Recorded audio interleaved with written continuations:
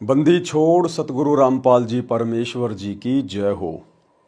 परमपिता परमात्मा सारी सृष्टि के रचनहार कुल मालिक असंख्य ब्रह्मांडों के स्वामी जगत गुरु तीनों लोकों में प्रवेश करके सबका भरण पोषण करने वाले राजाधिराज आत्माधार नाथों के नाथ देवों के देव महादेव सर्वेश्वर महेश्वर मृत्युंजय अजरो अमर आदि अनादि सनातनी प्रभु जगत पिता जगदीश्वर श्री श्री 1008 की उपाधि के वास्तविक अधिकारी अकाल मूरत शब्द स्वरूपी राम वासुदेव सर्वगतम ब्रह्म परम पूज्य प्रथम पूज्य परम संत परम पुरुष परम धनी परम दयालु सत्य कबीर हक्का कबीर अल्लाहु कबीर अल्लाहु अकबर बाखबर अल्लाह ताला जगत के तारणहार जगत के मुक्तिदाता जगत के जगन्नाथ हारे के सहारे हिंदुओं के राम मुसलमानों के अल्लाह सिखों के वाहिगुरु ईसाइयों के मसीह दया के सागर दयानिधि करुणा के सागर करुणानिधि स्वयंभू परिभू संकट मोचन कष्ट हरण मंगल करण दुख भंजन अविगत कबीर निर्विकार निर्विषम परमात्मा अलय अलेख सतगुरु आदि अनादि सतगुरु असली मर्यादा पुरुषोत्तम असली राम असली कृष्ण असली घनश्याम असली मुरारी राजाओं के राजा महाराजाओं के महाराजा शहनशाहों के शहनशाह सम्राटों के सम्राट भगवानों के भगवान अल्लाहों के अल्लाह प्रभुओं के प्रभु मसीहाओं के मसीह सच्चे वाहिगुरु बाबाओं के बाबा पीरों के पीर सेठों के सेठ जगत सेठ सावड़सा सेठ सर्वगुण संपन्न अनंत कोटि कलाओं के स्वामी अनंत कोटि ब्रह्मांडों के नायक योगियों में महायोगी ध्यानियों में महाध्यानी सिद्धों में परम सिद्ध ज्ञानियों में तत्व ज्ञानी ब्रह्म ज्ञानी महाज्ञानी परम ज्ञानी सर्वश्रेष्ठ ज्ञानी विज्ञानी युवा कबीर समर्थ कबीर असमवात अमित ओजा सच्चे रहनुमा करीम अल्लाह सुभान अल्लाह दुनिया के अंतिम पैगंबर 8 सितंबर 1951 से गांव धनाना जिला सोनीपत हरियाणा भारतवर्ष की पावन भूमि पे प्रकट रियल कल्कि भगवान श्री नारायण साकार हरि श्री बाबा साहिब नूर अनंत परमात्मा संत श्रोमणी सतगुरु रामपाल जी परमेश्वर जी के चरण कमल में साध संगति से जुड़े हुए देश विदेश से आप और हम सभी सत्सेवक भाई बहनों का अनंत कोटि दंडोत प्रणाम। सत्साई भाई और बहनों, दया पूज्य गुरुदेव भगवान की सतगुरु रामपाल जी परमेश्वर जी की जिनके शुभ आशीर्वाद से विशेष आशीर्वाद से आप और हम सभी साध संगति से जुड़ी हुई सत्सेवक आत्माएं अपनी आत्मा के कल्याण हेतु गुरुदेव के तत्व ज्ञान को आधार बनाकर दृढ़ता के साथ निरंतर भक्ति मार्ग पर आगे की ओर बढ़ रहे हैं। भाई और बहनों, साध संगति से जुड़कर आप और हम सभी भगत भाई बहनों ने जो विशेष अनमोल वस्तु प्राप्त की है गुरु को पहचानने की, ये बड़े सौभाग्य से मिलती है, बड़े सौभाग्य से नसीब होती है। इसके लिए हम गुरुदेव भगवान का तहे दिल से जितनी बार भी दंडवत धन्यवाद करें उतना ही कम है। तो पूज्य गुरुदेव जी के कर कमल से लिखित पवित्र पुस्तक मुक्ति बोध के ऊपर वीडियो बनाने की श्रृंखला जारी है। इसी श्रृंखला में आज हमारा ये 28वें नंबर का वीडियो है। प्रत्येक वीडियो में गुरुदेव भगवान के आशीर्वाद से भक्ति मार्ग के विषय में दृढ़ता प्राप्त करने के लिए आप और हमें बहुत कुछ सीखने और समझने को मिल रहा है। तो भाई और बहनों, आज का वीडियो शुरू करते हैं पूज्य गुरुदेव जी के आशीर्वाद से मुक्ति बोध के ऊपर। आज परमेश्वर ने अपने कर कमल से इस पवित्र पुस्तक में काशी में जो भंडारा हुआ था उस भंडारे के समापन की वाणियों का समावेश किया है और किस प्रकार से परमात्मा ने 8 पहर तक 8 तिया 24 यानी 24 घंटे परमात्मा ने खड़े होकर सबको उपदेश दिया। परमात्मा ने सृष्टि रचना समझाई, आध्यात्मिक ज्ञान दिया, सबको समझाया। जितने भी मंडलेश्वर आए हुए थे, साधु संत महात्मा आए हुए थे, कबीर परमेश्वर जी ने किसी मंडलेश्वर से ज्ञान लिया नहीं। परमात्मा ने स्वयं उन मंडलेश्वरों को, जिनको 2 कौड़ी का ज्ञान भी नहीं था, रटा रटाया ज्ञान अपने गुरुओं से जो दुनिया को बताते रहते थे, सुनाते रहते थे, जिस ज्ञान के सुनने और सुनाने से किसी का कोई भला नहीं होना था। परमेश्वर ने किसी भी मंडलेश्वर से ज्ञान नहीं सुना। परमात्मा ने अपना तत्व ज्ञान, नूतन ज्ञान, नया ज्ञान सबको सुनाया 24 घंटे तक। और वर्तमान में गुरुदेव भगवान की गैर हाजिरी में इन सतलोक आश्रमों में क्या हो रहा है झलक तो आप जी देख ही रहे होंगे यूट्यूब पर, सोशल मीडिया पर। इन्होंने अपना जो सोशल मीडिया एक पेज बना रखा है, फेसबुक का चैनल, सा न्यूज चैनल, उस पर ये लोग अपनी मूर्खता वाली पोस्ट शेयर करते ही रहते हैं। तो एक तरफ तो काशी में भंडारा, परमात्मा ने सबको ज्ञान दिया, किसी से ज्ञान लिया नहीं। और वर्तमान सतलोक आश्रमों में बाहर से आने वाले श्रद्धालुओं को ज्ञान दिया नहीं जाता, उनसे ज्ञान लिया जाता है। लगता है संत रामपाल जी के ज्ञान में कोई कमी रह गई, कोई त्रुटि रह गई। जो सतलोक आश्रम मैनेजमेंट हरियाणा, इन आश्रमों के संचालक आज गुरुदेव की गैर हाजिरी में उस ज्ञान की पूर्ति के लिए मंडलेश्वरों से ज्ञान ले रहे हैं। एक छोटा सा वीडियो 4 मिनट का सतलोक आश्रम सोजत का। अभी इनका जो एक नया पाखंड चल रहा है, कबीर निर्वाण दिवस, एक मंडलेश्वर को इन्होंने इनवाइट किया। इनके आश्रमों में कोई भी साधु संत महात्मा मंडलेश्वर आते नहीं हैं, जबरदस्ती उनको बुलाया जाता है, जबरदस्ती हाथ पैर जोड़ के, अपनी प्रशंसा के लिए कि हम एक वीडियो बनाने का मौका मिलेगा। जब वो बाबा जी आएगा, भंडारा करेगा, और जब वो वापस जाने लगेगा, तब हम उसका माइक पकड़कर इंटरव्यू लेंगे। बाबा जी आपको यहाँ की व्यवस्था कैसी लगी? बाबा जी आपको यहाँ के सेवादारों का व्यवहार कैसा लगा? बाबा जी आपको खान पान में क्या लगा, कैसा लगा? अपनी बड़ाई खुद ही करवाते हैं, अपने मुंह मियां मिट्ठू बनने के लिए। दुनिया को ज्ञान के बारे में नहीं बताते, परमात्मा के बारे में नहीं बताते। जो आडंबर वो मंडलेश्वर करके आते हैं, उन आडंबरों को छोड़ने के विषय में उनको नहीं समझाते।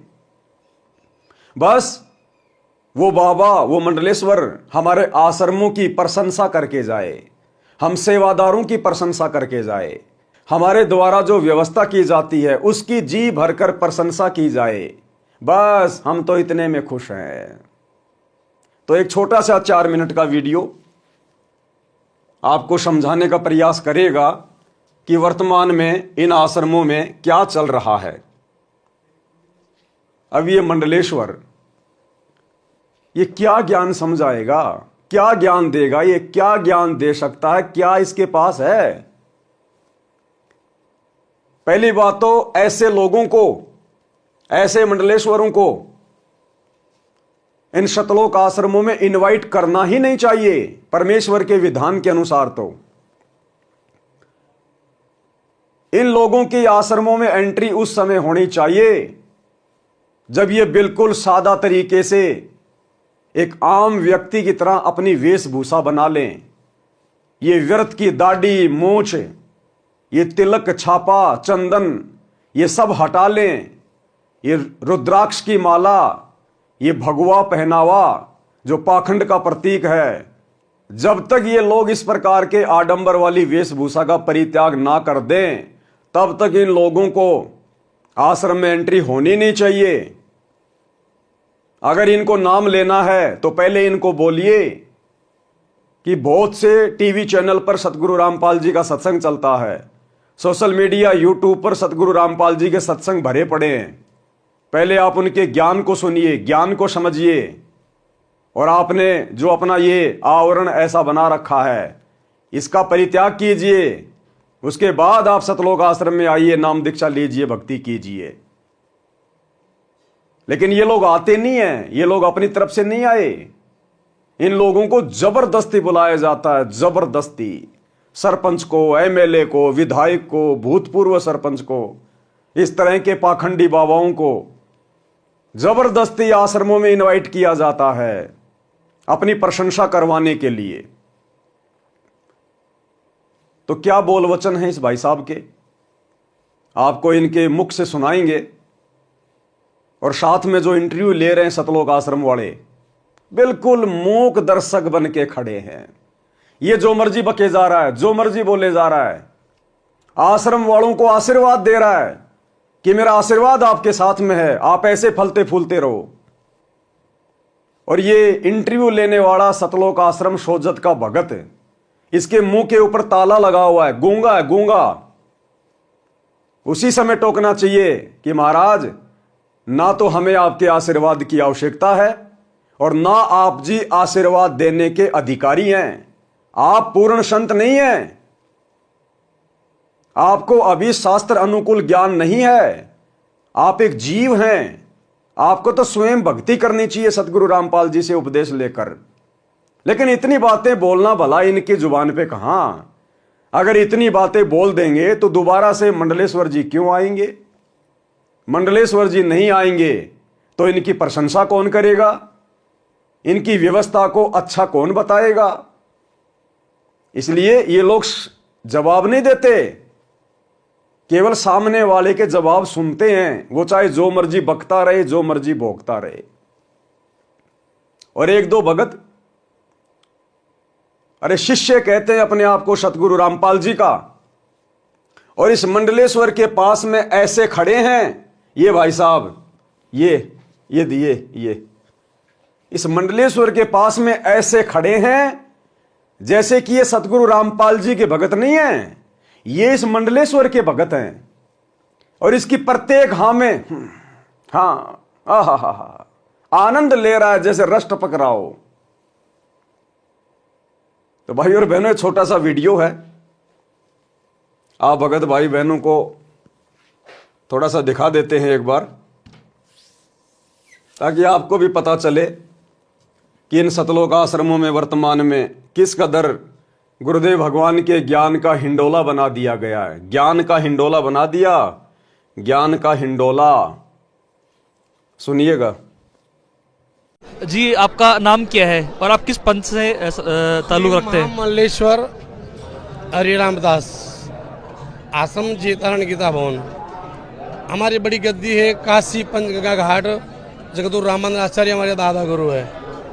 और अभी हम परसों ही आए हैं, 1 महीना प्रयागराज कुंभ में थे। वहाँ भी संतों के दर्शन और संतों की वाणी, और ये लंगर चलता, वैसे लंगर 1 महीना चलता था। ये कह रहा हम तो सीधे प्रयागराज से आए, महाकुंभ से आए, 1 महीने हम वहां थे, अब हमें यहां बुला लिया गए तो हम यहां आ गए। वहां पर भी ऐसा ही लंगर चल रहा था। हम तो घूमते हैं, फिरते हैं, मौज करते हैं, ऐश करते हैं। इससे एक बात तो साबित हो गई ना कि इन लोगों को ज्ञानवान से कोई मतलब नहीं है, इनको शत भक्ति से कोई मतलब नहीं है। अभी तो इनकी मौज मच रही है, हजारों की लाखों की संख्या में इनके शिष्य हैं। अभी इनको भक्ति और भगवान की आवश्यकता नहीं है। इसको जबरदस्ती बुलाया गया है, जबरदस्ती इन लोगों से ज्ञान लेने के लिए, क्योंकि संत रामपाल जी का ज्ञान आधा अधूरा है। इसलिए सतलोक आश्रम मैनेजमेंट हरियाणा को सतलोक से भी ऊपर का ज्ञान चाहिए। सतगुरु रामपाल जी के आशीर्वाद से सतलोक आश्रम मैनेजमेंट हरियाणा की बात नहीं बन रही। उनसे ऊपर कोई आशीर्वाद देने वाला हो, उस आशीर्वाद की आवश्यकता है। और ये बाबा जी आशीर्वाद देंगे, सबको देंगे। ये काल की सूक्ष्म चाल है, ऐसे ठगता काल।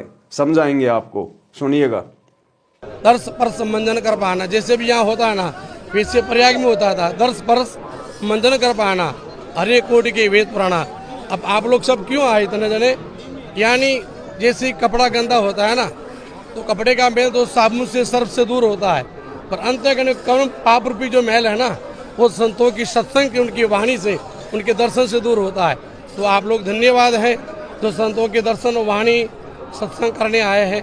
आप जैसा कोई भाग्यशाली नहीं है, क्योंकि एक घड़ी आदि में पुण्यात, तुलसी सत्संग कोई साधु की हरे कोटि अपराध। और सत्संग ज़्यादा ना कर पाए तो घड़ी पल भी करना चाहिए। यानी जैसे 1000 मन घास का ढेर हो और एक आग की चिंगारी गिर गई हो तो देखते थे जल के भस्म। इसी प्रकार संतों की सत्संग, संतों की वाणी, अगर एक शब्द भी जीवन में उतर गया हो तो जन्मांतर बिगड़ा हुआ है ना, वो सारे कर्म जल के और शुद्ध पवित्र बन जाता है और परमात्मा के धाम में वो पहुंच सकता है। तो आप धन्यवाद हैं। यहाँ पर आपने आश्रम देखा है, सारी व्यवस्थाएं देखी, आप आगे भी गए।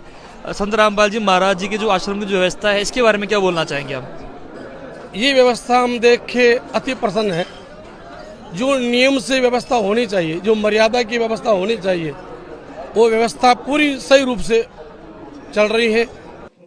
ये देखो कितने ध्यान से सुन रहे हैं, ये देखो देखो, ये इनको देख के आपको ये नहीं लगेगा ये संत रामपाल जी के भगत हैं, आपको ये लगेगा ये इस मंडलेश्वर के भगत हैं। देखो कितने ध्यान से सुन रहे हैं, कितने ध्यान से सुन रहे हैं, जैसे कि ये ज्ञान इन्होंने कभी अपने गुरु जी से सुना ही नहीं कि जब ये सतनाम हृदय धर्यो भयो पाप को नाश, और जैसे चिंगारी अग्नि की पड़े पुरानी घास। जो बातें गुरुदेव अपने हर सत्संग में बताते हैं, अपने गुरुजी के सत्संग इतने ध्यान से नहीं सुनते, और वही बातें ये दो कोडी के मंडलेश्वर बता रहे हैं, जो अपने ऊपर उन वाणियों को लागू नहीं करते, खाली बकते हैं रट्टू तोते की तरह। इनके मुख से इन बातों को बड़े ध्यान से सुन रहे हैं, बड़ी सावधानी से सुन रहे हैं। तो ये हैं हमारे भगत भाई सतलोक आश्रमों से। इसके चारों तरफ ऐसे मंडरा रहे हैं जैसे बहुत बड़ी कोई हस्ती आ गई हो, जैसे कि इन्होंने इनसे नाम उपदेश लेना हो कि हमारा उद्धार संत रामपाल जी से नहीं होना, हमने तो ऐसे मंडलेश्वरों से नाम दीक्षा लेनी चाहिए। कितने आसक्त हो रहे हैं, इसकी बातों को सुनने के लिए कितना कान लगा के खड़े हैं। अरे जबकि इसको समझाना चाहिए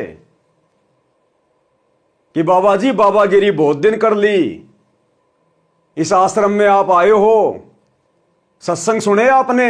सत्संग तो कहां सुनेगा बेचारा, सत्संग तो आश्रम में होता ही नहीं। खुद भगत ही आश्रमों में सत्संग नहीं सुनते, ये कहां से सुन लेगा? तो बैठ के इसको सत्संग सुनाना चाहिए था 1 घंटे, और फिर बोलते बाबा जी अब आपकी क्या राय है? आप संत कहलाने के अधिकारी नहीं हैं, आप तो खुद भी नरक में जाने की तैयारी कर रहे हो और अपने हजारों भक्तों की भी नरक की टिकट काट रहे हो। अगर ज्ञान समझ में आ गया तो सतगुरु रामपाल जी से उपदेश ले लो, अपना आत्म कल्याण कराओ। कंठी माला सुमरणी पहने से क्या होए, ऊपर ढूंढो साधु का अंतर राख्या खोए। इसको इस प्रकार की बातें कहनी चाहिए जो इसको चोट लगे। लेकिन ये सतलोक आश्रम वाले अपने वीआईपी गेस्ट को नाराज नहीं कर सकते। बाढ़ में जाए संत रामपाल जी का ज्ञान, कोई नाम ले या ना ले, ये अपने वीआईपी गेस्ट को नाराज नहीं कर सकते, अन्यथा ये दोबारा नहीं आएगा। दोबारा नहीं आएगा तो फिर इनको वीडियो बनाने का मौका कैसे मिलेगा? अभी आशीर्वाद भी देगा सबको, देखना, सारे भक्तों को, आश्रम वालों को आशीर्वाद भी देगा। और ये 1.5 फुट का डंडा लेके खड़ा है सा न्यूज चैनल वाला, ये चुपचाप आशीर्वाद ले रहा है, सुन रहा है, जबकि इसको टोकना चाहिए।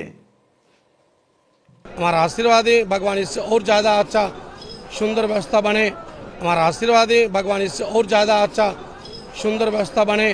हमारा आशीर्वाद है भगवान इससे और ज़्यादा अच्छा सुंदर व्यवस्था बने। हमारा आशीर्वाद है, क्योंकि पहले उसने क्या किया, सवाल है कि महाराज जी आपको यहां आश्रम की व्यवस्था कैसी लगी?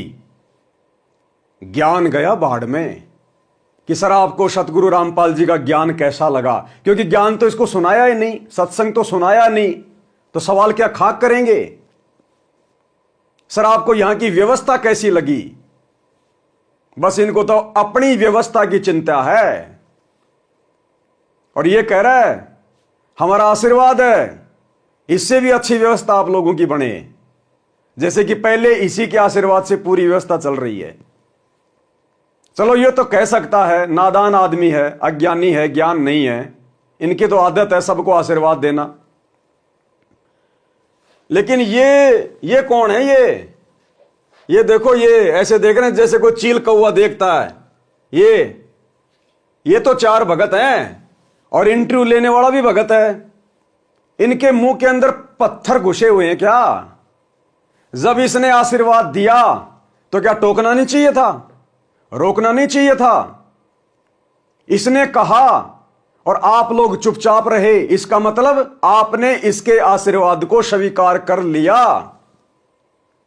अन्यथा आपको उसी समय टोकना चाहिए था कि महाराज जी आप पूर्ण संत नहीं हैं और आशीर्वाद केवल पूर्ण संत ही दे सकता है और उसी का आशीर्वाद फलित होता है। लेकिन अगर इतनी बातें बोल देंगे तो हो सकता है ये थप्पड़ मार दे। ये तो काल के दूत हैं, दुर्वासा ऋषि की तरह गुस्सा तो इनकी नाक पे रहता है।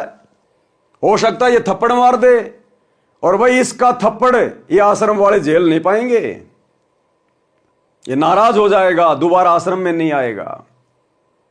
तो इन आश्रमों में बाहर से लोगों को सतगुरु रामपाल जी का ज्ञान समझाने के लिए नहीं बुलाया जाता, इन जैसे पाखंडियों का ज्ञान लेने के लिए बुलाया जाता है कि हमारे आश्रम में और तो सारी व्यवस्था है, बस एक ज्ञान की कमी है। महाराज जी आप हमें ज्ञान देने के लिए आइए। ये ज्ञान समझा रहा है, ये ज्ञान दे रहा है, क्या है इसके पास जो ज्ञान देगा? इन मूर्खों को सोचना चाहिए, आश्रम वालों को। क्या आवश्यकता पड़ गई इसका इंटरव्यू लेने की? तुम्हें क्या शिक्षा दे सकता है ये? इसका इंटरव्यू लेके तुम्हारा क्या भला हो जाएगा? हां, तुम्हारा धार्मिक धंधा बढ़िया चल पड़ेगा कि इसको सुनकर और भी लोग आएंगे खाने पीने के लिए, घूमने के लिए, मनोरंजन के लिए। और तुम्हें तो भीड़ चाहिए, तुम्हारे को तो वीडियो चाहिए बनाने के लिए। तो भाई और बहनों, ये टोटल काल का जाल इन आश्रमों में फैला हुआ, टोटल काल का जाल। अगर वास्तव में ये आश्रम सतगुरु रामपाल जी के हैं तो इन आश्रमों में इन लोगों की एंट्री नहीं होनी चाहिए, विशेषकर। अरे यही तो है वो काल के दूत जिनसे तुम्हारा बाप पिछले 30 वर्षों से संघर्ष कर रहा है। यही तो है वो काल के एजेंट जो हमारे भगत भाई बहनों को अपने जाल में फंसा के रखे हुए हैं, और इन्हीं काल के एजेंटों का तुम स्वागत कर रहे हो। इसको कहते हैं बुद्धि के ऊपर पत्थर पड़ जाना, बुद्धि के ऊपर पत्थर पड़ जाना। आगे क्या कह रहे हैं महाशय जी? आशीर्वाद दे रहे हैं, और ले लो आशीर्वाद। हमारा आशीर्वाद है भगवान इससे और ज़्यादा अच्छा सुंदर व्यवस्था बने। हमारा आशीर्वाद है भगवान इससे और ज़्यादा अच्छा सुंदर व्यवस्था बने। सुंदर तो है ही, अति सुंदर, सोना में सुहागा। आपको धन्यवाद है, व्यवस्थापकों को और हमारे यहाँ के संतों को, सब हरि भक्तों को, सबको धन्यवाद है। संत रामपाल जी महाराज जी ने सभी शास्त्रों के जो गूढ़ रहस्य हैं उनको सामान्य भाषा में सबके सामने ला दिया है। आज भी कोई भी सत्संग होता है तो कबीर साहब जी की वाणियों के बिना वो सब अधूरा है। आप क्या बोलना चाहेंगे संत रामपाल जी महाराज जी के इस योगदान को लेकर? संत रामपाल दास जी, उन्होंने अपनी, क्या होता है संत रामपाल दास जी?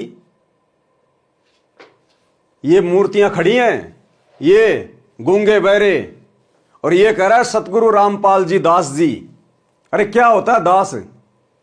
इसको तो नहीं पता। ये चार खड़े मुस्टंडे, ये देखो, ये अमित शाह, और ये इंटरव्यू ले रहा, इनको नहीं पता कि हमारे गुरुजी दास हैं या दासों के बाप हैं। अरे तुम भी दास, यानी भगत भी दास, और ये तुम्हारे गुरु को भी दास बता रहा है। अरे नालायको, थोड़ी बहुत तो तमीज लो, थोड़ी बहुत तो अपनी बुद्धि का इस्तेमाल करो, थोड़ा बहुत इसको भी समझाओ।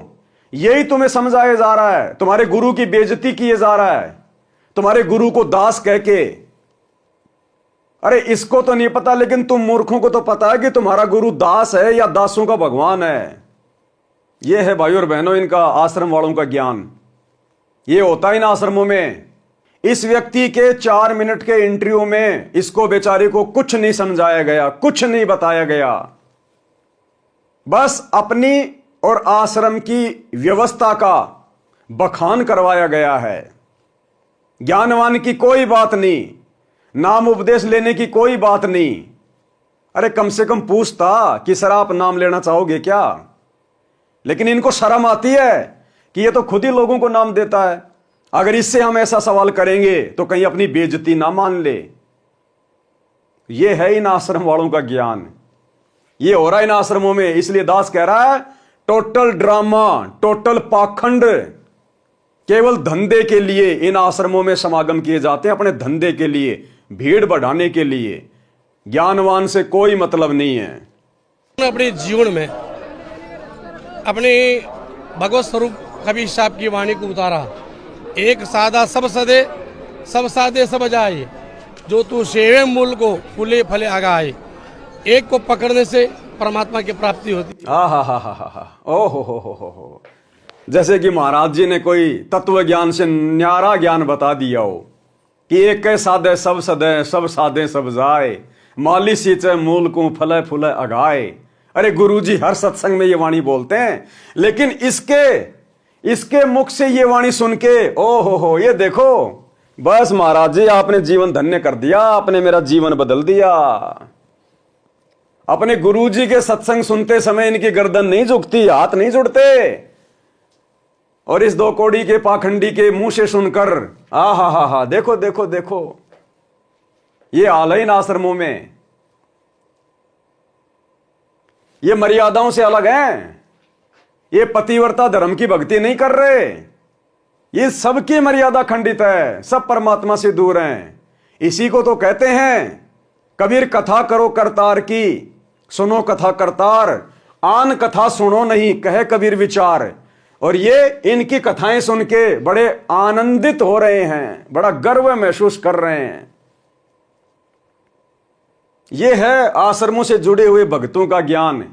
ये सारनामी सार शब्दी भगत हैं, ये सार नाम प्राप्त, और जिनके मुख से ज्ञान चर्चा अच्छी नहीं लगनी चाहिए, उन लोगों के मुख से ये वाणियां सुन सुन के नतमस्तक हो रहे हैं। ये कहां से परमात्मा को प्रसन्न करेंगे, कहां ये पतिव्रता पद की भक्ति करेंगे। इन भक्तों से चाहे गधे के आगे हाथ जुड़वा लो, चाहे घोड़े के आगे हाथ जुड़वा लो, चाहे अपने गुरुजी के आगे हाथ जुड़वा लो, इनको फर्क ही नहीं पड़ता। द्रौपदी वाली भक्ति कर रहे हैं, 5-5 पति, अनेकों पति, कितने पति बना लो, तो देखो कितना आधीन हो रहा है। उन्होंने कबीर साहब की वाणी को पकड़ के और संसार में मोह अज्ञान में जो सोए हैं उनको सचेत किया है, उनको माता पिता सबको धन्यवाद है। संत रामपाल जी महाराज जी, अब बताओ, इन मूर्ख भक्तों ने इस मंडलेश्वर की जुबान से सतगुरु रामपाल जी को और उनके माता पिता को सबको आशीर्वाद दिला दिया कि सतगुरु रामपाल जी को और उनके माता पिता को सबको मेरा धन्यवाद है। और ये खड़े खड़े सुन रहे हैं। अरे नालायको, इन लोगों को सतगुरु रामपाल जी के आशीर्वाद की जरूरत है, ना कि इन जैसे लोगों की सतगुरु रामपाल जी को आवश्यकता है। तो भाई और बहनों, ये भीड़ इकट्ठी हो रखी है इन आश्रमों में, ज्ञानवान से किसी को कोई मतलब नहीं है। पकड़ के और संसार में मोह अज्ञान में जो सोए हैं उनको सचेत किया है, उनको माता पिता सबको धन्यवाद है। संत रामपाल जी महाराज जी जब किसी को नाम दीक्षा देते हैं तो उन्होंने कुछ रूल्स बना रखे हैं कि जैसे कि नशा करने वाला जो व्यक्ति हो उनसे नहीं जुड़ सकता, उसे नशा त्यागना पड़ेगा। वो दहेज मुक्त भारत अभियान चला रहे हैं।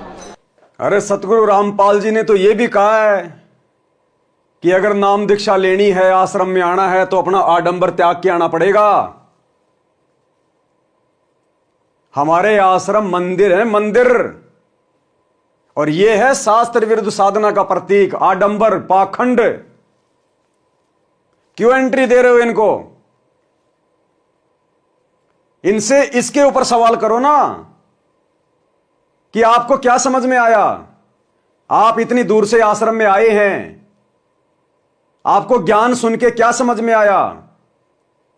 क्या आप अपनी आत्मा का कल्याण करवाना चाहते हैं? क्या आप नाम दीक्षा लेना चाहते हैं? ऐसा मौका आपको फिर नहीं मिलेगा। नाम दीक्षा ले लो, आश्रम में आए हुए हो, ये ढोंग, ये पाखंड छोड़ दो। परमात्मा धरती पे आए हुए हैं संत रामपाल जी के रूप में, आप उनके शिष्य बन जाइए। इस व्यक्ति को इस प्रकार से समझाना चाहिए। लेकिन इनको अपने दामाद की तरह आश्रम में बुला लिया, बढ़िया बढ़िया खिला दिया और अपने आश्रम की प्रशंसा करवा के सह सम्मान इसको विदा कर दिया। इसलिए आश्रम खोले हैं क्या? नशा मुक्त भारत अभियान चला रहे हैं, इसके बारे में आप क्या बोलना चाहेंगे?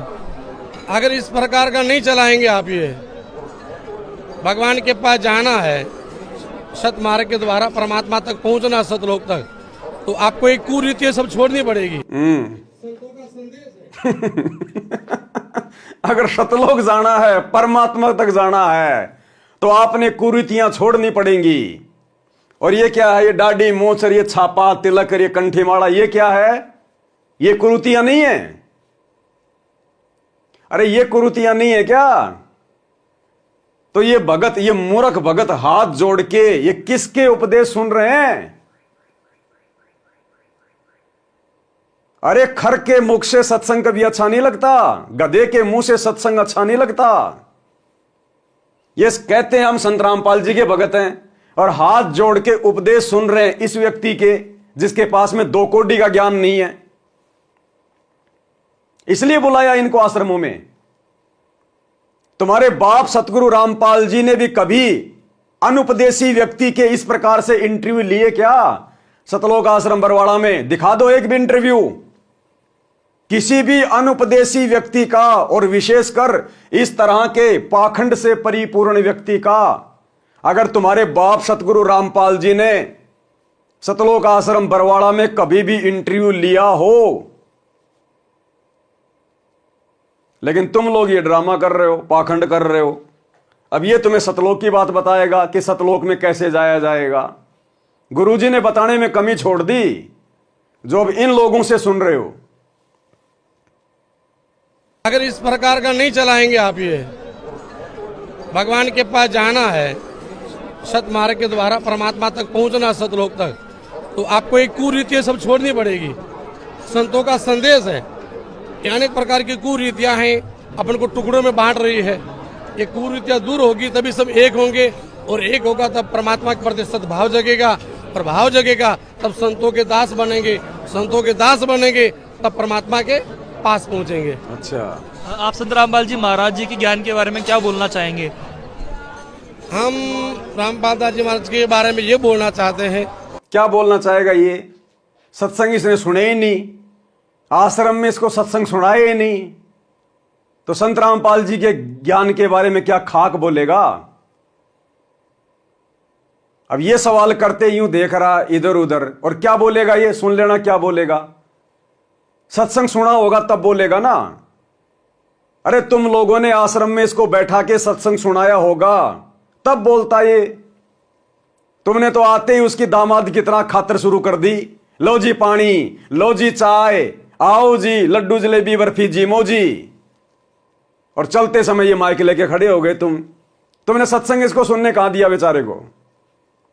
जो तुम कह रहे हो कि सतगुरु रामपाल जी के ज्ञान के बारे में आप जी क्या कहना चाहेंगे? ये पोर्टल ड्रामेबाजी हो रही है भाई और बहनों। के पास पहुंचेंगे। आप संत रामपाल जी महाराज जी के ज्ञान के बारे में क्या बोलना चाहेंगे? हम रामपाल दास जी महाराज के बारे में ये बोलना चाहते हैं, जैसे आपने गुरुवर की कृपा आपको मिली है, गुरुवर का कृपा का प्रसाद आपको मिला है, और सबसे बड़ा परोपकार आप कर रहे हैं, जो गुरुवर का प्रसाद जगह जगह वितरण कर रहे हैं, सत्संग के माध्यम से, पोथी के माध्यम से, वाणी के माध्यम से। अरे भैया, वो लोग ये पूछ रहे हैं कि आपको सतगुरु रामपाल जी के ज्ञान में क्या अच्छा लगा, आपको क्या समझ में आया? आप तो ऊपरी ऊपरी बातें कर रहे हैं, अपने गुरु से प्रसाद लेके सबको बांट रहे हैं, ये कर रहे हैं, वो कर रहे हैं। अरे ज्ञान कैसा लगा? सुने कभी सत्संग तुमने? क्या विचार किया तुमने सतगुरु रामपाल जी का ज्ञान सुन के? अब क्या बताएगा बेचारा ये, जब इसने सुने नहीं तो। संगत तो नहीं सुनती गुरु जी के सत्संग, और जो खुद सत्संग करता है वो कहां से संत रामपाल जी का सत्संग सुनेगा? तो फालतू के सवाल, फालतू के जवाब और कुछ नहीं। वो भाई जगह जगह वितरण कर रहे हैं, सत्संग के माध्यम से, पोथी के माध्यम से, वाणी के माध्यम से। इसलिए सबसे बड़ा परोपकार होता है संतों की वाणी उच्चारण होना, और अनेक प्रकार के प्रपंच में, अनेक प्रकार के माया में फंसे हुए उन झूठे जंजाल को छोड़कर संतों की वाणी को अपने जीवन में उतार कर और जीवन को अंधकार से प्रकाश में लावे, और वही आप काम कर रहे हैं। आ गया अंधकार से प्रकाश में जीवन, इन आश्रम वालों का भी आ गया और इस महामंडलेश्वर का भी आ गया। तो भाई और बहनों, 650 साल पहले कबीर परमेश्वर जी ने काशी के भंडारे में 8 पहर यानी 24 घंटे खड़े होके परमात्मा ने लोगों को ज्ञान समझाया, आत्म ज्ञान दिया, परमात्म ज्ञान दिया, सृष्टि रचना समझाई। इन जैसे पाखंडियों से ज्ञान सुना नहीं, ज्ञान लिया नहीं, क्योंकि मालिक को पता था कि इनके पास में क्या ज्ञान है, छींट भी नहीं है। और आज ये सतलोक आश्रम वाले अपने गुरु के ज्ञान की तो इनको उल्टियां हो रही हैं, हजम नहीं हो रहा। दुनिया का ज्ञान ले रहे हैं और नया ज्ञान अपने गुरु जी को आशीर्वाद दिला रहे हैं इन पाखंडियों से। ये है इन आश्रमों का ड्रामा। तो शुरू करते हैं भाई और बहनों पवित्र ग्रंथ मुक्ति बोध से, वीडियो नंबर 28, केशव जी के वचन तथा भंडारा संपन्न की वाणी। पारक के अंक की वाणी नंबर 925 से 930 का सरलार्थ है। केशव ने कहा कि हे कबीर जी, आप समर्थ परमेश्वर हैं। केशव जी ने क्या कहा? हे कबीर जी, आप समर्थ परमेश्वर हैं, आप जो चाहो सो कर सकते हो। हे सतगुरु, हे सतगुरु। केशव जी किसको कह रहे हैं? सतगुरु कबीर जी को। और आज हम किसको कह रहे हैं सतगुरु? अपने गुरु जी को। तो हमारे गुरु जी कौन हुए? कबीर जी, क्योंकि सच्चा सतगुरु कबीर ही होता है। हे सतगुरु सुनो, आप तो दीन दयाल हो, मैं आपके अधीन हूं। आप समर्थ परमेश्वर हो, आपको अनंत कोटि ब्रह्मांडों को पार करने में कोई देर नहीं लगती। पहुंचूंगा क्षण एक में जन अपने के काज। आप ही दारमदार यानी सर्वे सर्वा हैं, सबके मालिक हो। आप ऐसे परपंच सदा से करते आए हो, अपना भेद नहीं देते। आप ऐसे परपंच यानी ऐसा खेल आप सदा से खेलते आए हो, आप अपना भेद किसी को नहीं देते। आप एक दास बनकर, आप एक भगत बनकर, आप एक संत बनकर अपना ज्ञान अपनी आत्माओं तक पहुंचाते हो, उनको काल के जाल से बाहर निकालते हो। आप अपना भेद किसी को नहीं देते। आप ऐसे प्रपंच, ऐसी लीलाएं सदा से करते आए हो। और वही प्रपंच हमारे गुरुदेव कर रहे हैं 1994 से। वही लीला आज परमेश्वर अपने आप को छुपाते हुए कर रहे हैं। आप ऐसे प्रपंच सदा से करते आए हो, अपना भेद नहीं देते। आप सबके उत्पत्ति करता हो, मोक्ष दाता हो। क्या हो? मोक्ष दाता, भक्ति मुक्ति के दाता सतगुरु, भटकत प्राण फिरंदा, उस साहिब के हुक्म बिना नहीं तरवर पात हिलंता। तो भक्ति और मुक्ति का दाता कौन? सतगुरु। भक्ति मुक्ति के दाता सतगुरु, मोक्ष दाता हो, सुख के सागर हो, जीवन के सच्चे साथी हो। आप सर्व सृष्टि का ताना बुनने वाले जुलाहा हो, यानी सर्व ब्रह्मांडों के रचनहार हो। पारक के अंक की वाणी नंबर 931 से 939। केशव चले सब धाम को, 9 लख बोडी लीन, गरीब दास बंधन किया, बाजत हैं सुरबीन। केशव और कबीर जित मिलन भये तहां एक, दास गरीब कबीर हरि धरते नाना भेख।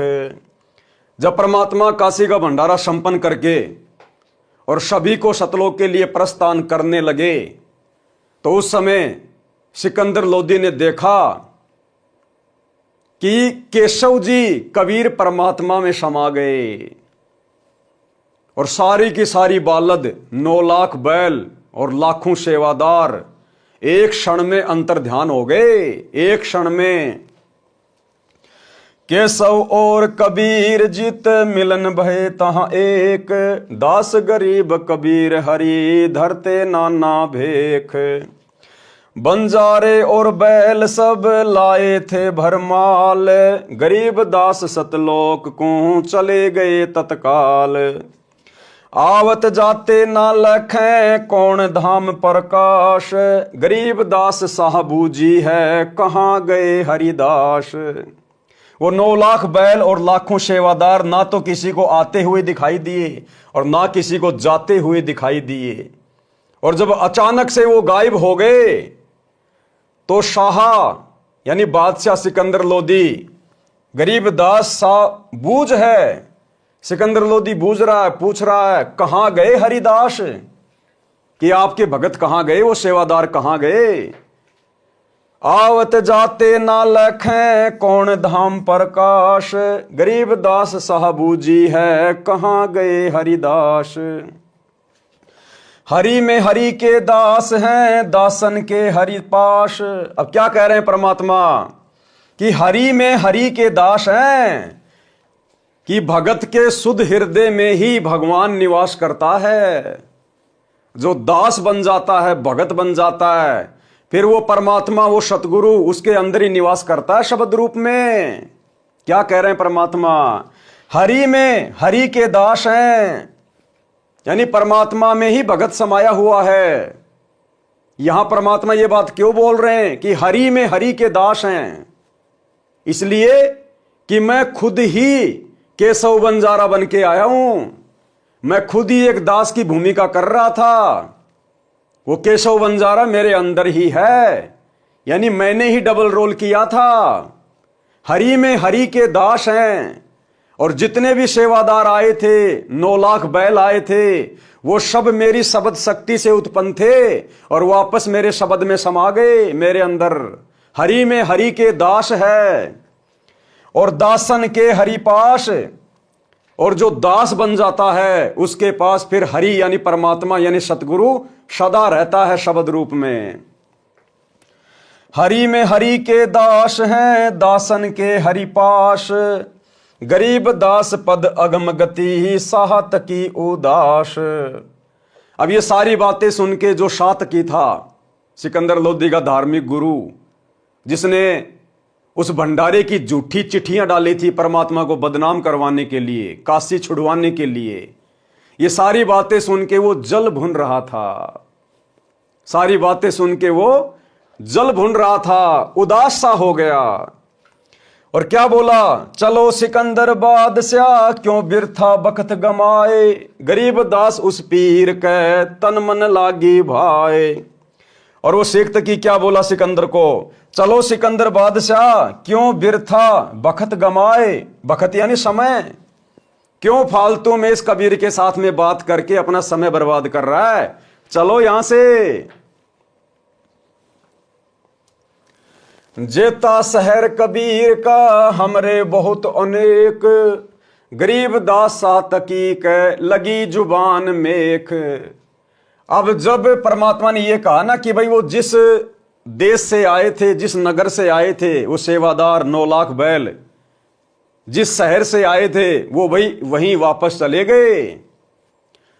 तो शेख तकी ने सिकंदर लोदी से कहा परमात्मा से ईर्ष्यावश बातें करते हुए कि चलो चलो बादशाह, इस कबीर के जैसे शहर, इस कबीर के जैसे नगर तो हमारे बहुत हैं, चलो चलो यहां से। जब उसने इतनी बात कही तो उसी समय उसकी जुबान के ऊपर ताला लग गया, यानी वो गूंगा हो गया शेख तकी। क्योंकि परमात्मा ने उसको अंत तक बहुत मौका दिया, बहुत मौका दिया सुधरने का, लेकिन हर बार वो परमात्मा का विरोध करता रहा, परमात्मा में मीन मेख निकालता रहा, उनको नीचा दिखाने का यत्न करता रहा, जान से मारने का प्रयास करता रहा। अंत में वो गूंगा हो गया, गूंगा बहरा। जेता शहर कबीर का हमरे बहुत अनेक, गरीब दास शाह तक की कह लगी जुबान मेख। गुंग भय बोले नहीं नहीं जुबाब जुबान, गरीब दास मार्या पर्या बिन सर करो कमान। गुंग भय बोले नहीं, गूंगा हो गया, आवाज नहीं निकली। उसके बाद पूरी जिंदगी फिर वो तड़प तड़प के मरा, भुगत के मरा, गूंगा बहरा रहा पूरी जिंदगी। एता दोष धरे कहां दगद जमी आसमान, गरीब दास सुनिए नहीं गुंग द्वार मुख कान।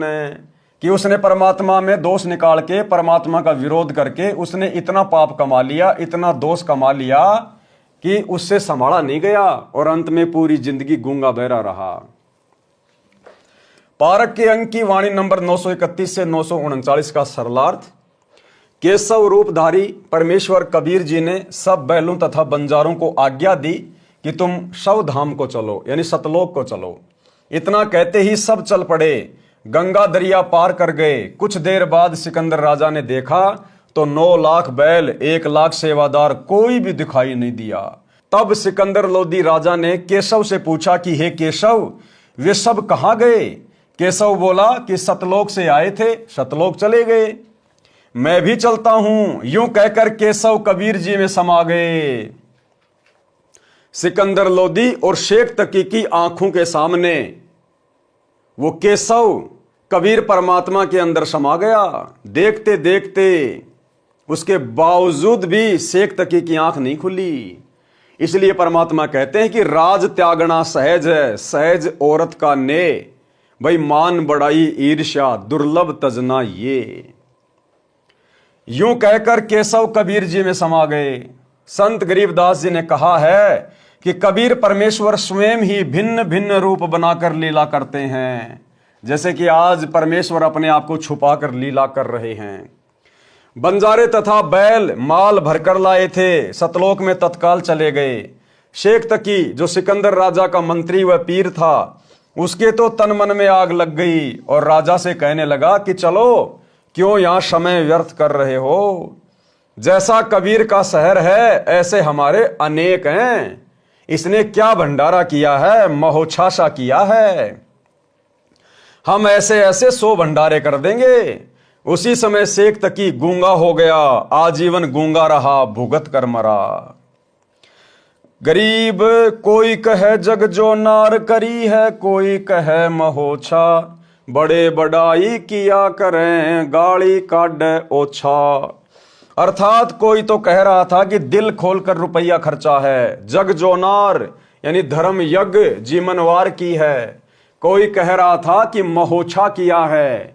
महोछा उसे कहते हैं जो किसी बूढ़े के लिए पंडित के द्वारा थोपा हुआ धर्म किया जाता है। उसमें घटिया कपड़ा, घटिया घी डालडा लगता है, कंजूसी करता है, 100 के स्थान पर 10 रुपए खर्च करने की कोशिश करता है, उसे महोछा कहते हैं। यानी मजबूरी में किया गया धर्म यज्ञ, मजबूरी में किया गया अनुष्ठान, उसको कहते हैं महोछा। बड़े लोग यानी अच्छी आत्मा तो यज्ञकर्ता की बड़ाई करते हैं। ओछा यानी दुष्ट आत्मा गाली देता है, उसे बिसराता है, घटिया बताता है।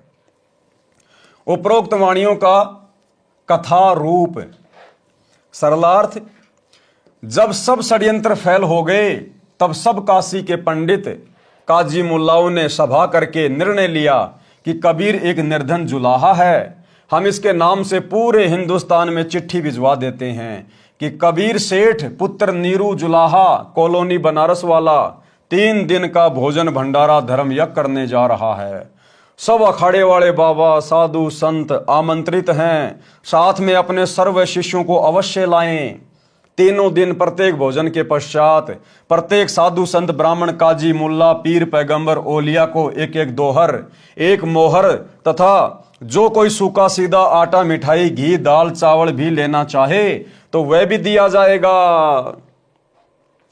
अब भैया सतलोक आश्रम वालों, अगर तुम वही दिव्य धर्म यज्ञ दिवस वर्तमान में कर रहे हो, अरे तुम लोग जो दिव्य धर्म यज्ञ दिवस करते हो ना, और इतना प्रचार कर रहे हो, उसके बाद भी तुम्हारे आश्रम में जगत वाले लोग नहीं आते। अरे तुम्हें प्रचार ढंग से नहीं करना आता। क्या बता रहे परमात्मा? शेख तकी से शिक्षा लो। शेख तकी ने क्या लिखा, क्या प्रचार किया, तुम भी उसी प्रकार से जगह जगह पोस्टर लगाओ और लिखो कि संत रामपाल जी 3 दिन का भंडारा कर रहे हैं और भंडारे में आने वाले को प्रत्येक बार भोजन करने के बाद 1 सोने की मोहर और 1 दोहर दी जाएगी। तुम तो कहते हो हमारे आश्रम में कोई आता नहीं, 3 दिन से पहले कोई जाएगा नहीं, और इतनी भीड़ आ जाएगी, इतनी भीड़ आ जाएगी, तुम्हारे को नया आश्रम खोलना पड़ जाएगा। तो थोड़ा बहुत बुद्धि का इस्तेमाल करो, दिमाग लगाओ, शेख तकी की तरह प्रचार करो भाई। वो दोहर और मोहर के चक्कर में 18 लाख लोग आ गए साधु संत। अगर उसमें दोहर और मोहर का जिक्र ना होता तो खाली भोजन करने के लिए 1000 किलोमीटर से कोई नहीं आता। तो तुम लोगों को अगर भीड़ जमा करनी है, भीड़ इकट्ठा करनी है इन आश्रमों में, तो खाली भंडारा भंडारा भंडारा भंडारा करने से नहीं होगी। भंडारा तो सभी खाते हैं अपने घर पे। 50 रुपए का लड्डू जलेबी लेके कोई भी खा लेगा अपने घर पे। 200 रुपए का एक किराया देके तुम्हारे आश्रम में 50 रुपए के लड्डू जलेबी खाने आएंगे लोग। तो प्रचार करो तो ढंग से करो कि आओ कितनी बार भी लड्डू जलेबी बर्फी खाओ, प्रत्येक बार 10 ग्राम सोना और 1 दोहर दी जाएगी। फिर देखो भीड़, अरे फिर देखो कुंभ फैल हो जाएगा, कुंभ, इतनी भीड़ आ जाएगी। तीनों दिन प्रत्येक भोजन के पश्चात प्रत्येक साधु संत ब्राह्मण काजी मुल्ला पीर पैगंबर ओलिया को 1 दोहर 1 मोहर तथा जो कोई सूखा सीधा आटा मिठाई घी दाल चावल भी लेना चाहे तो वो भी दिया जाएगा। दोहर एक लोई होती थी जो उस समय की सबसे महंगी तथा उपयोगी कंबल मानी जाती थी, जिसको अमीर लोग ही ओढ़ते थे। मोहर लगभग 10 ग्राम सोने गोल्ड से बना, वर्तमान कीमत लगभग 30,000 रुपए। उस लोई की कीमत वर्तमान में 10,000 से कम नहीं है। सर्वसम्मति से ये निर्णय लेकर पत्र भिजवा दिए, दिन निश्चित कर दिए। निश्चित दिन को 18 लाख साधु संत ब्राह्मण मंडलेश्वर अपने अपने सभी शिष्यों सहित पहुंच गए। सबको लालच था कि प्रत्येक भोजन के पश्चात उपरोक्त दक्षिणा मिलेगी। लोग काशी में भंडारा करने नहीं आए थे, उस लालच में आए थे, दोहर और मोहर के लालच में। तो तुम लोग भी सतलोक आश्रम वालों इसी प्रकार से पोस्टर लगाओ जगह जगह, और फिर देखो भीड़, पूरा धनाना गांव भर जाएगा, रोडे जाम हो जाएगी। इसलिए अपने अपने सर्व शिष्यों को मंडलेश्वर ले आए कि अच्छा माल मिलेगा, सूखा सीधा भी लेंगे, महीनों का खाने का तथा कई कई हजार का सोना तथा लोई मिलेगी, बेचकर काम चलाएंगे। कबीर परमेश्वर ने 2 रूप में अभिनय किया। एक रूप तो अपनी कुटिया में बैठे रहे, दूसरे रूप में अपने सतलोक से 9 लाख बैलों पर थैले रखकर पका पकाया सामान तथा सूखा सामान तथा दोहर मोहर भरकर ले आए। बोरे जो वर्तमान में गधों पर रखते हैं, उस समय बंजारे अर्थात व्यापारी बैलों पर रखकर माल एक मंडी से दूसरी मंडी में ट्रांसपोर्ट करते थे। काशी के बाजार में टेंट लगाकर सारा सामान टेंटों में रख दिया, और कुछ सेवादार भी सतलोक से साथ आए थे जो सारी व्यवस्था संभाल रहे थे। भंडारा शुरू कर दिया। 3 दिन तक चिट्ठी में लिखे अनुसार सर्व दक्षिणा दी गई। उस समय भोजन भंडारे में दिल्ली का राजा सिकंदर लोदी भी आया था तथा उसका निजी पीर शेख तकी भी आया था। शेख तकी उपरोक्त षड्यंत्र का मुख्य सदस्य था। उसने सिकंदर लोदी को भी पत्र भिजवाया। वह चाहता था कि किसी तरह सिकंदर लोदी के दिल से कबीर जी उतरें और मेरी पूर्ण महिमा बने। उस शेख का अनुमान था कि अब की बार कबीर काशी से भाग जाएगा, और भंडारे में पहुंचे साधु कबीर को गालियां दे रहे होंगे। राजा भी कबीर जी का फैन यानी प्रशंसक नहीं रहेगा। परंतु जब भंडारे के स्थान पर पहुंचे तो देखा लंगर चल रहा है, सर्व दक्षिणा दी जा रही है, दोहर मोहर दी जा रही है। सब साधु तथा अन्य व्यक्ति भोजन खाकर दक्षिणा लेकर कबीर सेठ की जय जयकार कर रहे हैं। बादशाह सिकंदर लोदी ने पता किया कि भंडारा करने वाला कहाँ है। बताया गया कि उस सामने वाले बड़े टेंट यानी तंबू में है। वो सतलोक से आए हुए सेवादार केशव बंजारा, उन्होंने किसी से नहीं पूछा कि सर आपको भंडारा कैसा लगा, आपको यहां की व्यवस्था कैसी लगी, आप हमारे व्यवहार के बारे में क्या कहना चाहेंगे। अरे साधु संत महात्मा मान बढ़ाई के भूखे नहीं होते, अपनी प्रशंसा के भूखे नहीं होते। और तुम लोग लेके माइक खड़े हो जाते हो जाते समय, सर आपको यहां के सेवादारों का व्यवहार कैसे लगा, सर आपको यहां के भंडारे की व्यवस्था कैसी लगी, मान बढ़ाई के भूखो। इसलिए तो परमात्मा अपनी वाणी में कहते हैं कि सतगुरु के दरबार में ग्राहक कोटि अनंत, और 4 चीज ये चाहते, रिद्धि सिद्धि मान महंत। ये तो मान बढ़ाई के भूखे हैं, मान बढ़ाई के भूखे, अपनी बढ़ाई खुद ही करवाते हैं। राजा तथा शेख तकी उस तंबू में गए और पहले अपना परिचय दिया, फिर उसका परिचय पूछा। तंबू में बैठे सेठ ने परिचय बताया कि मेरा नाम केशव है, दिल्ली का बादशाह भंडारे में आ गया तो भी परमात्मा नहीं उठे। केशव रूप में परमात्मा अपने टेंट में बैठे रहे, और तुम कोई छोटा मोटा भूतपूर्व सरपंच आ जाता है, उसके चारों तरफ मक्खी मच्छर की तरह भिन भिनाने लग जाते हो। भिन भिनाने, इसको कहां बैठा दूं, इसको क्या खिला दूं, पता नहीं क्या आ गया आश्रम में। और वहां सिकंदर लोदी दिल्ली का बादशाह हाथी पे बैठ के आया था, फिर भी परमात्मा अपने टेंट में बैठे रहे और खुद दिल्ली का बादशाह नीचे उतर के परमात्मा के पास में गया और अपना परिचय दिया कि मैं दिल्ली का बादशाह सिकंदर लोदी हूं, आप कौन हैं? और तुम 2 कोडी के भूतपूर्व सरपंच के पीछे लेके माइक, सर आपका नाम क्या है, सर आप कहां से आए हैं, सर आपको यहां की व्यवस्था कैसी लगी, सर आपको हम भक्तों का व्यवहार कैसा लगा। अरे तुम्हारा असली व्यवहार तो तुम जाहिर नहीं होने देते। तुम्हारा असली व्यवहार शतलोक आश्रम से जुड़े हुए तुम कोऑर्डिनेटरों का, सेवादारों का, तुम्हारा असली व्यवहार तो तुम किसी को दिखाते नहीं। एक समय एक राजा था और वो बहुत सारी भाषाओं का जानकार था। एक दिन उसने अनाउंसमेंट करवाया कि जो भी ज्ञानी, मंत्री या कोई धार्मिक गुरु मेरी वास्तविक भाषा बता देगा कि मेरी मातृभाषा क्या है, उसको मुंह मांगा इनाम दिया जाएगा।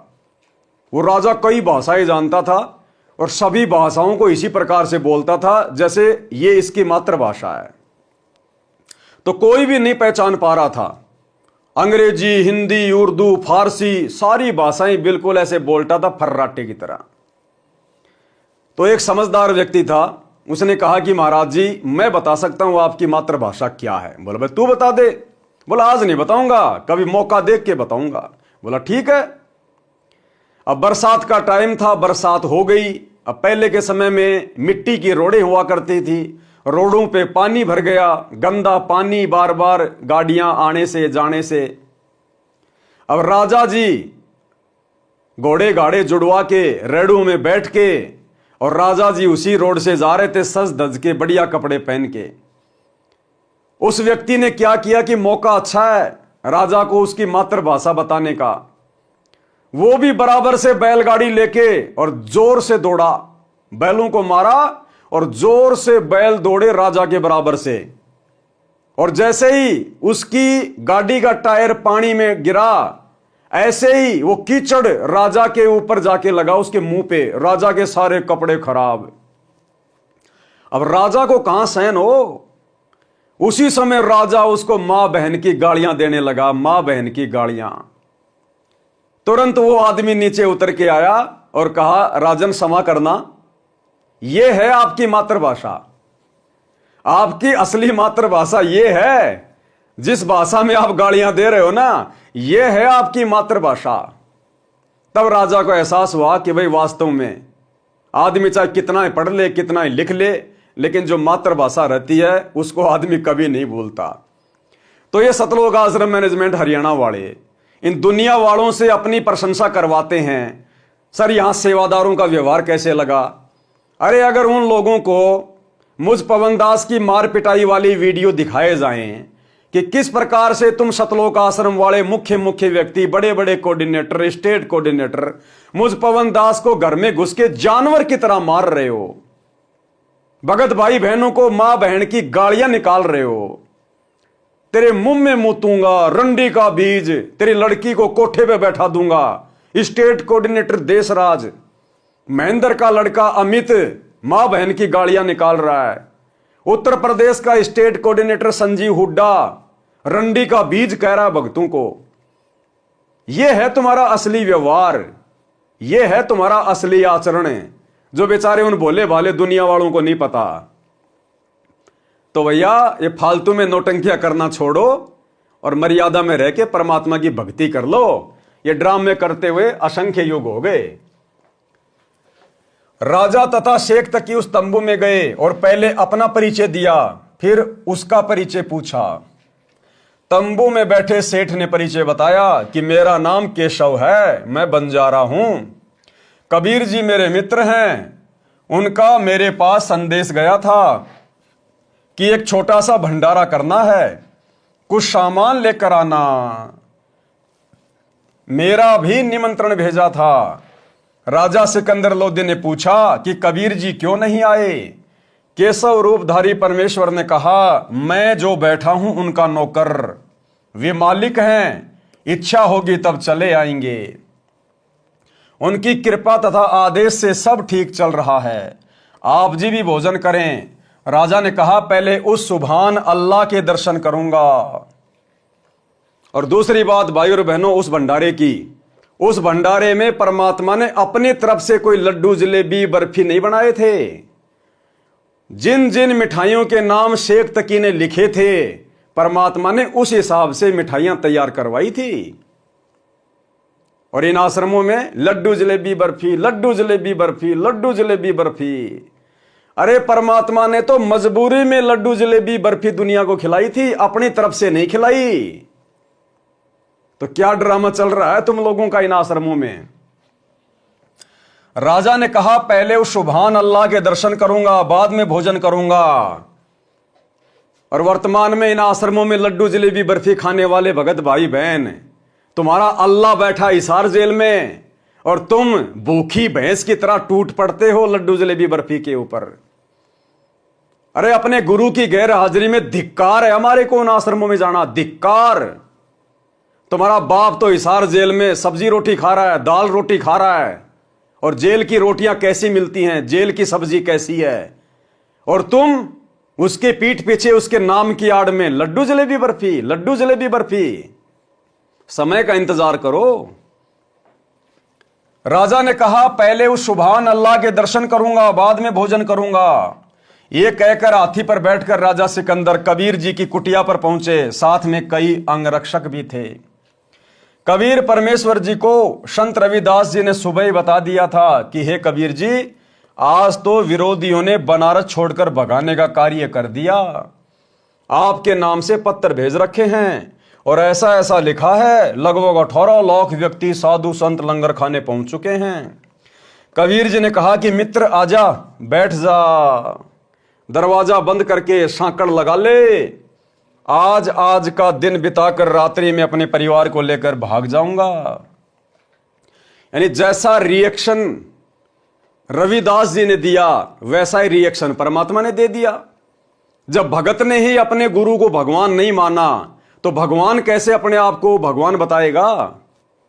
रविदास जी ने कहा कि भगवान आज तो काशी से भगाने का पूरा बंदोबस्त कर दिया इन लोगों ने। 18 लाख लोग आ गए लंगर खाने, हम कहां से करवा देंगे? क्यों भाई? अगर रविदास जी को विश्वास होता कि ये कबीर ही परमात्मा है, सारी सृष्टि का रचनहार है, जो तीनों लोकों में प्रवेश करके असंख्य आत्माओं को प्रतिदिन भोजन करवा रहा है, तो 18 लाख को भोजन नहीं करवाएगा? अरे बाकी समय भी तो उन 18 लाख को यही परमात्मा भोजन करवा रहा था। लेकिन रविदास जी को पूर्ण तत्व ज्ञान नहीं था। उन्होंने कबीर जी को अपना गुरु अवश्य बना रखा था, लेकिन वो परमात्मा नहीं मानते थे। जब परमात्मा कबीर जी ने देखा कि भगत तो भाई बैकी बैकी बातें कर रहा है, तो परमात्मा ने भी उसी हिसाब से जवाब दिया कि भैया सांकड़ लगा ले, दरवाजा बंद कर ले, दिन दिन काट लो, रात को यहां से निकल लेंगे अपन।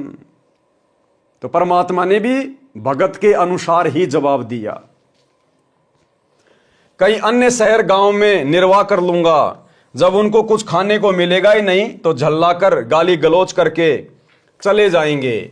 हम सांकड़ खोलेंगे ही नहीं, यदि किवाड़ तोड़ेंगे तो हाथ जोड़ लूंगा कि मेरा सामर्थ्य आप जी को भंडारा कराने का नहीं है। गलती से पत्थर डाले गए, मारो भावे छोड़ो। दोनों संत माला लेकर भक्ति करने लगे। मुंह बोले माता पिता तथा मृतक जीवित किए हुए लड़का तथा लड़की सुबह सैर करने को गए थे। इतने में दिल्ली के बादशाह सिकंदर लोदी ने दरवाजा खटखटाया।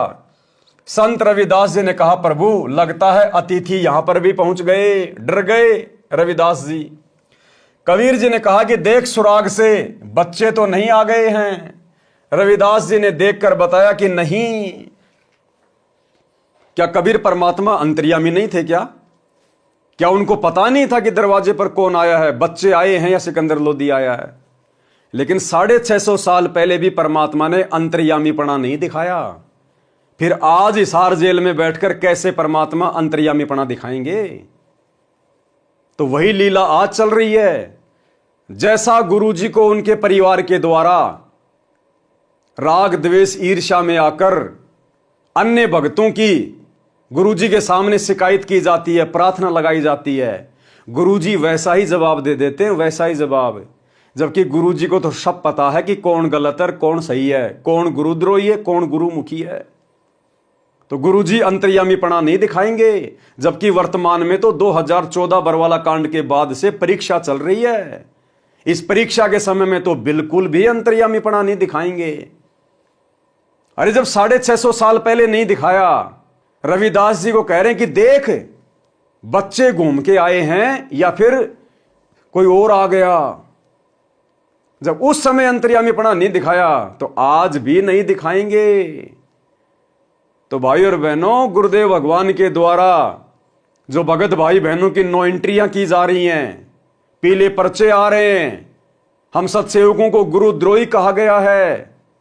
उस परमात्मा को पता है कि कौन सही है कौन गलत है, लेकिन जैसा गुरुदेव के काल प्रेरित परिवार के द्वारा गुरुदेव को एक मानुष मानकर, अपने जैसा जीव मानकर उनके सामने जैसा झूठ परोसा जाता है, परमात्मा वैसा ही जवाब दे देते हैं। रविदास जी ने देखकर बताया कि नहीं, कोई और ही है। 2-3 बार दरवाजा खटखटाकर राजा सिकंदर ने अपना परिचय देकर बताया कि आपका दास सिकंदर आया है, आपके दर्शन करना चाहता है। परमेश्वर कबीर जी ने कहा, राजन आज दरवाजा नहीं खोलूंगा, मेरे नाम से झूठी चिट्ठियां भेज रखी हैं, लाखों संत भगत पहुंच चुके हैं, रात्रि होते ही मैं अपने परिवार को लेकर कहीं दूर चला जाऊंगा। सिकंदर लोदी ने कहा, परवरदिगार आप मुझे नहीं बहका सकते। अरे भैया, आप तो बह के बहकाए थे। सिकंदर लोदी तो बहकाया था, ये तो खाली नौटंकी कर रहा झूठी। अगर सिकंदर लोदी को वहां पर कोई भोजन भंडारे की व्यवस्था नहीं दिखाई देती, अगर परमात्मा ने 9 लाख बैलों के ऊपर वो भोजन पानी की व्यवस्था नहीं की होती, वहां टेंट नहीं लगाए होते, दोहर मोहर नहीं बांटी जा रही होती, तो उन साधु संतों के कहने से इतनी जनता को देखकर सिकंदर लोदी फिर से कबीर परमात्मा को पकड़कर खूनी हाथी के नीचे डालने का आदेश दे देता। लेकिन सिकंदर ने तो देख लिया था कि भंडारा लग रहा है, दुनिया खा रही है, सोने की मोहर और दोहर बांटी जा रही है, तब जाके आधीन हुआ कि परवरदिगार आप मुझे नहीं बहका सकते। अगर वहां भंडारा नहीं चल रहा होता, उस समय मानते सिकंदर लोदी को, फिर भी जाकर कहता कि परवरदिगार आप मुझे नहीं बहका सकते, आप तो अल्लाह हो, परमात्मा हो। सिकंदर लोदी ने कहा, परवरदिगार आप मुझे नहीं बहका सकते, मैं आपको निकट से जान चुका हूं, आप एक बार दरवाजा खोलो, मैं आपके दर्शन करके ही जलपान करूंगा। परमेश्वर की आज्ञा से रविदास जी ने दरवाजा खोला तो सिकंदर लोदी मुकुट पहने पहने ही चरणों में लौट गया और बताया कि आप अपने आप को छिपाकर बैठे हो, आप अपने आप को छिपाकर बैठे हो। आपने कितना सुंदर भंडारा लगा रखा है, आपका मित्र केशव आपके संदेश को पाकर सर्व सामान लेकर आया है, आपके नाम का अखंड भंडारा चल रहा है। अब सिकंदर लोदी कह रहा है कि मैं आपको पहचान चुका हूं, और फिर क्या कह रहा है कि आपने बहुत सुंदर भंडारा लगा रखा है, आपका मित्र केशव बंजारा सारी व्यवस्था संभाल रहा है। अरे कहां समझ गए आप भगवान को? अरे कबीर परमेश्वर की 650 साल पहले पारिवारिक स्थिति क्या थी? खुद का पेट भी मेहनत करके बड़ी मुश्किल से भरते थे। तो सिकंदर लोदी ने इतना भी दिमाग नहीं लगाया कि ऐसे गरीब आदमी का ऐसा कौन बंजारा फ्रेंड है, मित्र है, जो 18 लाख लोगों के लिए भंडारे की व्यवस्था कर देगा कबीर जी के कहने से। जिस कबीर के पल्ले 100 रुपए नहीं, उस कबीर के कहने से सोने की दोहर मोहर 18 लाख लोगों को, 18 लाख लोग आए थे और कम से कम लोगों ने 10-10 बार भोजन किया होगा। 18 लाख इंटू 10 कितनी मोहर हो गई? 1 करोड़ के आसपास, 1 करोड़ सोने की मोहर 10-10 ग्राम की। उस निर्धन कबीर जुलाए के कहने से भला ऐसा कौन उसका मित्र है जो इतना बड़ा भंडारा कर देगा, जो राजा भी नहीं कर सकता। तो सिकंदर ने इतना भी दिमाग नहीं लगाया कि जो केशव के रूप में बैठा है वो कबीर का मित्र है या कबीर ही सारी लीला कर रहा है। तो भाई उस समय किसी ने कुछ नहीं समझा परमात्मा को, केवल जुबान से कहते थे बाकी समझा किसी ने नहीं था। आपका मित्र केशव आपके संदेश को पाकर सर्व सामान लेकर आया है। आपके नाम का अखंड भंडारा चल रहा है। सभी अतिथि आपके दर्शनों के अभिलाषी हैं। कह रहे हैं कि देखें तो कौन है कबीर सेठ जिसने ऐसे खुले हाथ से लंगर कराया है। मेरी भी प्रार्थना है कि आप एक बार भंडारे में घूमकर सबको दर्शन देकर कृतार्थ करें। तब परमेश्वर कबीर जी उठे और कुटिया से बाहर आए तो आकाश से कबीर जी पर फूलों की वर्षा होने लगी तथा आकाश से आकर सिर पर सुंदर मुकुट अपने आप पहना गया। तब हाथी पर बैठकर कबीर जी तथा रविदास जी व राजा चले तो सिकंदर लोधी परमेश्वर कबीर जी पर चवर करने लगे और पीलवान से कहा कि हाथी को भंडारे के साथ लेकर चल। जो भी देखे और पूछे काशी वालों से कि कबीर सेठ कौन सा है, उत्तर मिले कि जिसके सिर पर मोर पंख वाला मुकुट है वह है कबीर सेठ। जिसके सिर पर मोर पंख वाला मुकुट है। आपने गुरुजी के छोटे कलयुगी भाई महेंद्र का इंटरव्यू सुना कि एक दिन मेरी आत्मा निकल के ऊपर ब्रह्मांड में गई और श्री कृष्ण जी के रूप में मुझे विष्णु भगवान के दर्शन हुए। उनके सिर पर मोर पंख लगा हुआ था। महेंद्र ने क्या कहा था? उनके सिर पर मोर पंख लगा हुआ था। और दास ने क्या बताया भाई बहनों को कि वो विष्णु नहीं था, श्री कृष्ण नहीं था। सतगुरु रामपाल जी भगवान कृष्ण का रूप बनाकर उस महेंद्र को दर्शन दिए थे। तो कौन था वो मोर पंख वाला? उत्तर मिले कि जिसके सिर पर मोर पंख वाला मुकुट है वह है कबीर सेठ, जिस पर सिकंदर लोधी दिल्ली के बादशाह चवर कर रहे हैं। सब एक स्वर में जय जयकार बोल रहे थे, जय हो कबीर सेठ की। जैसा लिखा था वैसा ही भंडारा कराया है। ऐसी व्यवस्था कहीं देखी न सुनी। भोजन खाने का स्थान बहुत लंबा चौड़ा था। उसमें घूमकर फिर वहीं पर आए जहां पर केशव टेंट में बैठा था। हाथी से उतरकर कबीर जी तंबू में पहुंचे तो अपने आप एक सुंदर पलंग आ गया। उसके ऊपर एक गद्दा बिछ गया, ऊपर गलीचे बिछ गए जिनकी झालरों में हीरे पन्ने लाल लगे थे। टेंट को ऊपर कर दिया गया जो दो तरफ से बंद था। अब भाई और बहनों, ये बात कौन बता सकता है कि 650 साल पहले काशी के चौपड़ के बाजार में परमात्मा ने जो भंडारे की व्यवस्था की थी, जिसमें टेंट लगाया गया था, वो केवल दो तरफ से ही बंद था। अरे टेंट तो चार तरफ से होता है ना। तो ये बात कौन कह सकता है कि वो टेंट केवल दो तरफ से ही बंद था और बाद में दो तरफ से भी उसको खोल दिया गया? कौन बता सकता है? जिसने वो भंडारा करवाया हो, जिसने आंखों से देखा हो। तो ये छोटे छोटे संकेत हैं जो ये सिद्ध करते हैं कि हमारे गुरुजी स्वयं केशव बंजारे, हमारे गुरुजी स्वयं कबीर परमात्मा, जिन्होंने 650 साल पहले वो भंडारा दिया। टेंट को ऊपर कर दिया गया जो दो तरफ से बंद था। खाना खाने के पश्चात सब दर्शनार्थ वहां आने लगे।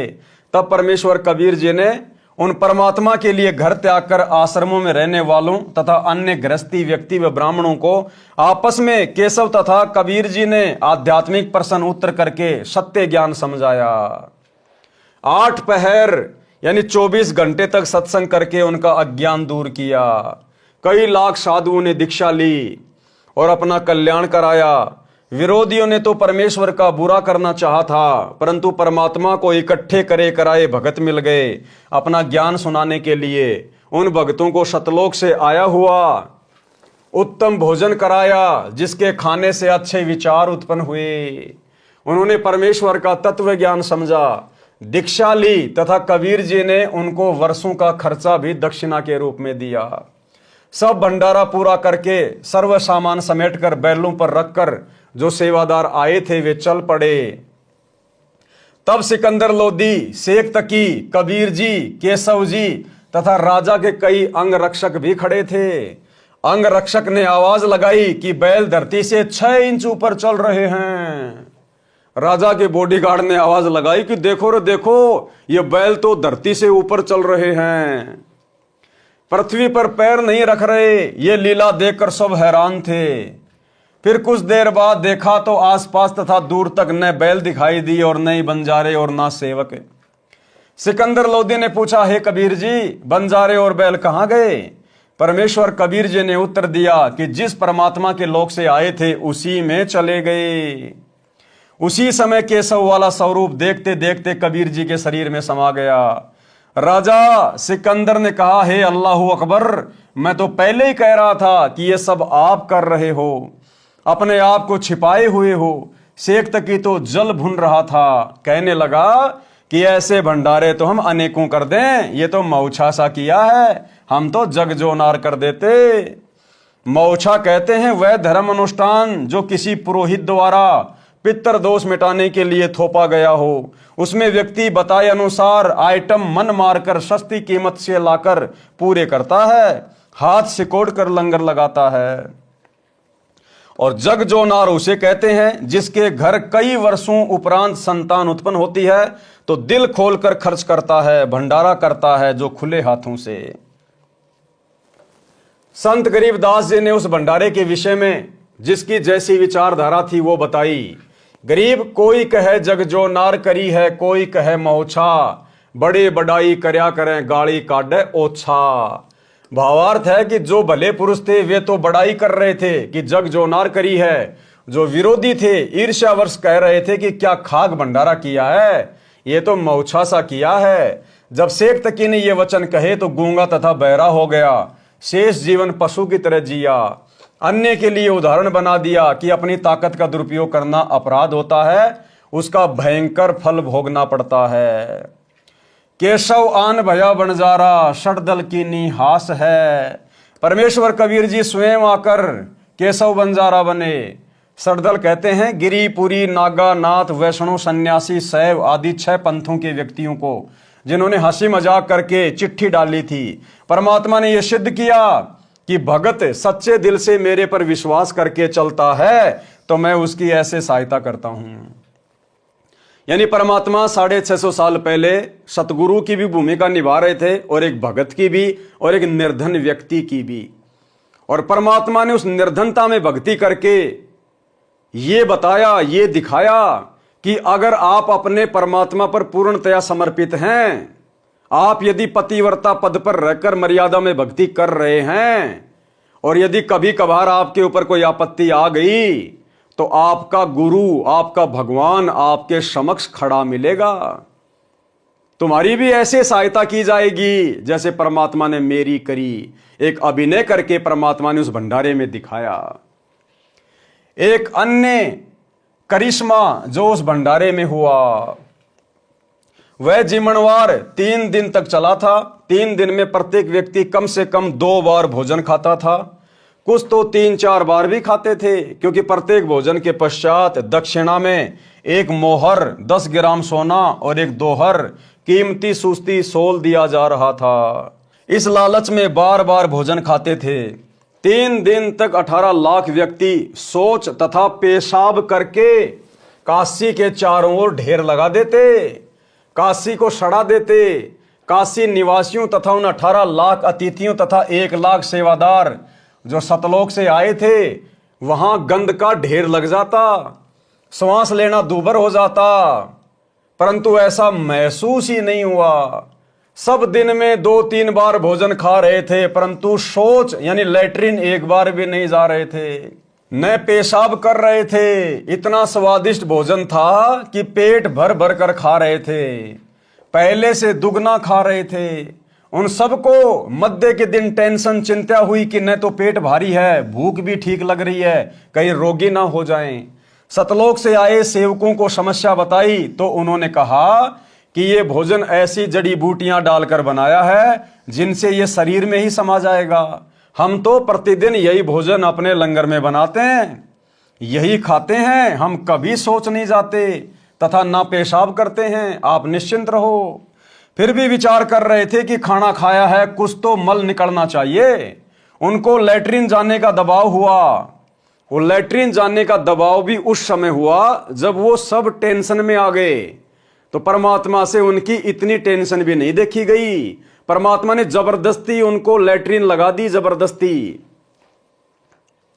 उनको लैट्रिन जाने का दबाव हुआ। सब शहर से बाहर चल पड़े, टट्टी के लिए एकांत स्थान खोजकर बैठे तो गुदा से वायु निकली, पेट हल्का हो गया तथा वायु से सुगंध निकली, जैसे केवड़े का पानी छिड़का हो। सब अपनी गैस को सूंघ रहे हैं, सुगंधित गैस निकल रही है। तब जाकर उनको यकीन हुआ कि वो सेवादार सही कह रहे थे, भाई ये तो कोई विशेष जड़ी बूटी डाल के बनाया गया भोजन है, इसको खाने के बाद में लैट्रिन नहीं आती, पेशाब नहीं आता, सुगंध आती है, सुगंध। ये सब देखकर सबको सेवादारों की बात पर विश्वास हुआ, तब उनका भय समाप्त हुआ। परंतु फिर भी सबकी आंखों पर अज्ञान की पट्टी बंधी थी। परमेश्वर कबीर जी को परमेश्वर नहीं स्वीकारा। पुराणों में भी प्रकरण आता है कि अयोध्या के राजा ऋषभ देव जी राज त्याग कर जंगलों में साधना करते थे। उनका भोजन सुरख से आता था, उनके मल से सुगंध निकलती थी। आसपास के क्षेत्र के व्यक्ति इसको देखकर आश्चर्यचकित होते थे। इसी तरह सतलोक का भोजन आहार करने से केवल सुगंध निकलती है, मल नहीं।